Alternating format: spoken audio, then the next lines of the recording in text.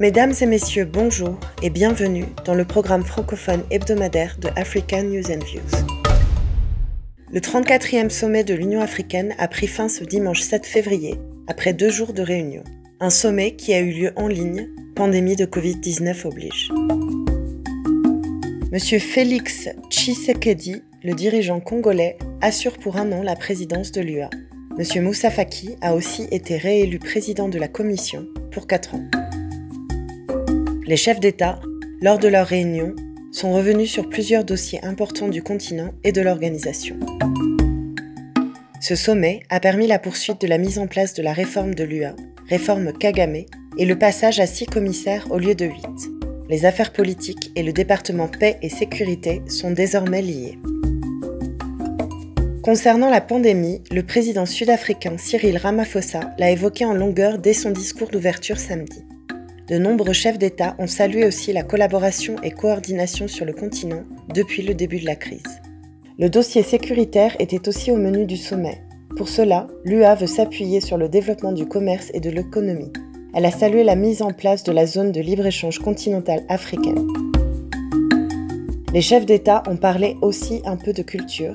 Art, culture, patrimoine, c'est le thème de l'année 2021 de l'Union africaine. Le président malien de la transition, Ban Dao, a demandé aux États membres de l'UA de consacrer au moins 1% de leur budget à ce domaine d'ici 2030.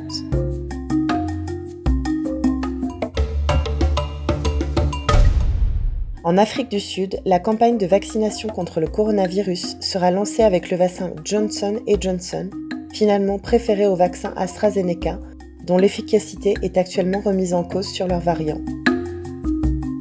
Actuellement, l'Afrique du Sud, pays africain le plus touché par le coronavirus, a commandé 9 millions de doses de vaccin Johnson & Johnson. La première livraison est prévue la semaine prochaine. Le pays est frappé par une deuxième vague de Covid, en grande partie causée par une variante locale connue pour être beaucoup plus contagieuse que le virus original. Depuis le début de la pandémie, le pays a enregistré près de 1,5 million de cas et plus de 46 000 décès. Johanna Hermias est cofondatrice et directrice de la technologie d'une nouvelle société, Ekup, qui devrait être opérationnelle le 15 février. C'est une application qui vise à numériser les moyens traditionnels d'économiser de l'argent dans une rotation communale, plus communément appelée tontine. C'est un moyen alternatif d'économiser de l'argent, en convenant avec un groupe de personnes de sa communauté de mettre en commun une somme d'argent définie de façon régulière dans un laps de temps défini. À la fin de chaque tour de ladite durée, un tirage au sort est organisé pour déterminer quel membre du groupe gagnera l'argent de la cagnotte. Les tours se poursuivront jusqu'à ce qu'un cycle soit terminé. La mission de l'entreprise est de numériser les pratiques d'épargne informelle en créant une plateforme technologique transparente, impartiale et efficace où les traditions sont préservées et les inefficacités optimisées. Ekup Financial Technology plc a été cofondé avec M. Alexander Izikias, qui en est le PDG. L'application est entièrement développée en interne et par des talents locaux.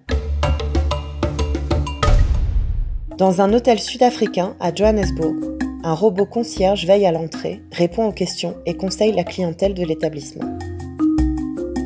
L'hôtel Sky a 3 robots humanoïdes, Mika, Lexi et Ariel. Un aperçu du futur destiné à attirer les clients dans l'hôtel. CTRL Robotics est la compagnie derrière les robots de l'hôtel Sky. Ces 3 robots sont capables de trouver leur chemin dans la plus grande autonomie et même de prendre les ascenseurs sans quelconque assistance. Les androïdes déambulent dans les couloirs de l'hôtel sud-africain. Grâce à un petit caisson fixé sur leur ventre, ils peuvent même procéder à des livraisons sans contact dans les chambres des clients. Un atout majeur alors que les contaminations de Covid-19 sont reparties à la hausse dans le pays. La liste des films présélectionnés pour les Oscars a été publiée le mardi 9 février au soir sur le site des Academy Awards. Le film tunisien L'homme qui a vendu sa peau de Kauter Benania et le long-métrage ivoirien La nuit des rois de Philippe Lacotte ont été retenus dans la liste des 15 films présélectionnés pour le meilleur film international. En se basant sur les films présélectionnés cette année, on peut voir que depuis la pandémie de Covid-19, le Festival de Cannes semble avoir perdu son influence aux Oscars au profit de la Mostra de Venise et de Netflix. En effet, parmi les 19 films sélectionnés à la Mostra en septembre 2020, 5 se retrouvent parmi les 15 candidats restant pour le meilleur film international aux Oscars et un autre est bien positionné pour le meilleur film documentaire, Nocturne, de Francesco Rosi.